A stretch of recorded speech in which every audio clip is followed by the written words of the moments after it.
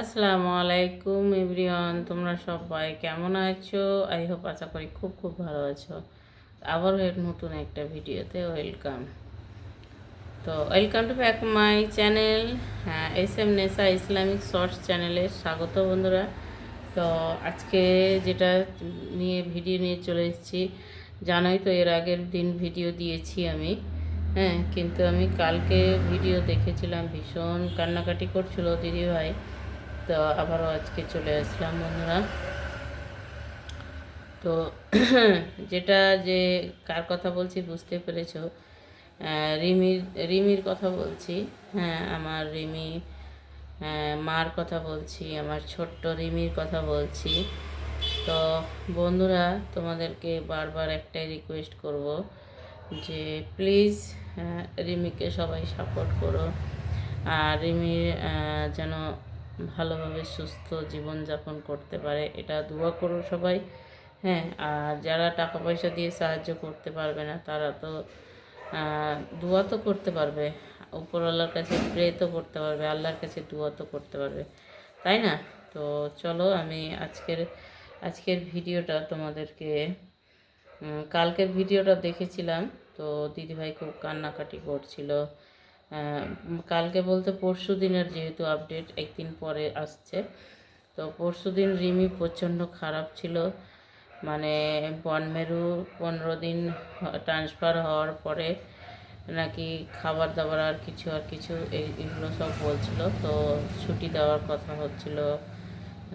তো যাই হোক, ভাগ্যতে যা দুর্ঘটনা থাকে, তো ভাগ্যটা এমনই কষ্টদায়ক। আমি একটাই কথা বলবো, আল্লাহ সবাইকে সুস্থ দান করুক, সবাই আমিন বলবে।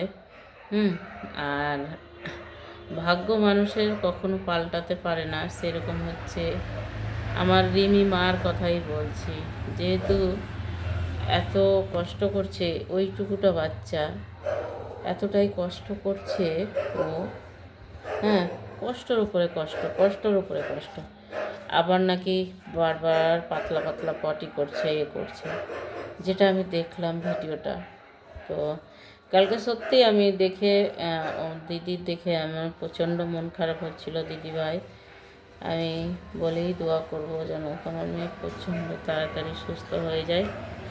আর চলো, আমি বেশি বক বক করবো না, ফালতু বক বক করে লাভ নেই। তো আমি শুধু একটু আপডেট তোমাদেরকে দেখাবো যে আমার দিদিভাই কত কষ্টে আছে। তো বন্ধুরা, তোমরা সবাই একটু করে যে টাকা পারো তোমরা কিন্তু হেল্প করো। দিদিভাইয়ের কিন্তু অনেক হেল্প হবে, আমার রিমি মার জীবনটা সুস্থ জীবনযাপন করবে। তো চলো, আমি ইউটিউবে চলে যাই, একটুখানি ক্লিপ তোমাদেরকে দেখাই যে আমি দেখছিলামই। হ্যাঁ, তো এই যে এখানে দেখো, ওর ওর ফোন নাম্বার কিন্তু আছে। ফোন নাম্বার আছে 8391893363।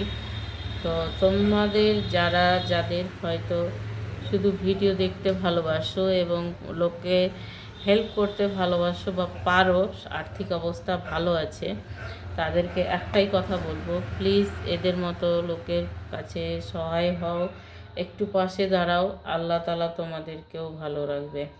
ঠিক আছে? তো যাই হোক, আমি তার জন্য কিন্তু এটাতে দিদিভাইয়ের ফোনপে আছে। আমি এর আগের ভিডিওতে আমি ফোন করে কথা বলেছিলাম। হ্যাঁ, তোমরা ভিডিও যদি দেখে থাকো তো দেখেছো যে দিদিভাই সঙ্গে ফোন করে কথা বলেছি। তো যাই হোক, তোমরা প্লিজ সাপোর্ট করো। আর আমার পুচকি মেয়েটাকে আমি আবারও বলছি, শুধু ওই দিদির মেয়ে না, এটা হচ্ছে সবার মেয়ে, সবার সন্তান। সন্তান সবাই সকলের কপালে জোটে না। আর এক এক সন্তানকে আল্লাহ তাআলা এমনই সৃষ্টি করছে যে বাবা মা এত এত নিজের জান লাগিয়ে দিচ্ছে, তবুও কিন্তু সে সন্তানকে ঠিকভাবে বড় করতে পারছে না। আল্লাহ জানে আল্লাহ কীভাবে কী করেছে না করেছে, সৃষ্টিকর্তা যিনি উনি জানেন ভালো করে। তো তার জন্য বলবো যে চলো 1 মিনিট শুধু দিদির ভিডিওটা দেখে আসি। হ্যাঁ, কালকে দেখেছি আমি। দেখো, রিমির পুরো বিছনার সাথে মিশে গেছে, এই ভিডিওটা আমি দেখেছি। আর এখন মেয়েটাকে আর এমন এমন পরীক্ষা করছে, মেয়েটা ক্ষত বিক্ষত হয়ে যাচ্ছে। আমি জানি আমার মেয়ে যখন 7 দিন আইসিইউতে ছিল, আমার মেয়ের তো 7 দিন মাত্র আইসিইউতে ছিল, তো একটা মা যে কতটা কষ্ট করে সেটা মাই জানে, বুঝেছ? তো তার জন্য এই যে তো রিমির একটু ভিডিওটা তোমাদেরকে দেখাচ্ছি, যে রিমি কান্না করছে, দেখো। হ্যাঁ, একটা বাচ্চা 4 মাস ধরে, চিন্তা করে দেখো।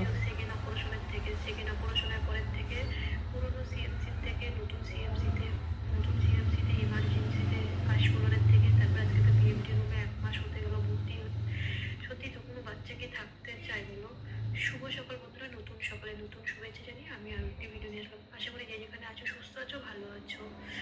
আর দেখো, রিমি বাপি আর রিমির মামা আর ওই দাদা ভাইটা সকালবেলা খাবার নিয়ে চলে এসে, আর আজকে তো সব আমার তো খুবই ড্রেস কম কিনেছি, এক একটা ড্রেস তো 650 টাকা করে। তারপরে ভয় এগুলো তো ফেলে দিতে হবে, এর জন্য আমি তো বেশি ড্রেস কিনিনি, ওদের থেকে ড্রেস নিয়ে আমি পড়ি। এখানে কিন্তু সবাইকেই হেল্প করে হসপিটাল থেকে, সবাইকে, এমনকি যে দাদা ভাই হসপিটাল থেকে ফ্রিতে খাবার দিচ্ছে বাড়িয়ে দিয়ে। আমি একটু ফোন দেখছিলাম, একটু মানে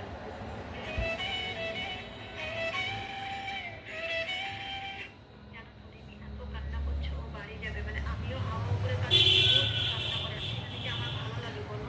আমি মানে শরীরে যতটা রক্ত আছে বাড়ি যাবে, মানে আমিও হাওয়া করে কাঁদছি, ও যদি কান্না করে সেখানে কি আমার।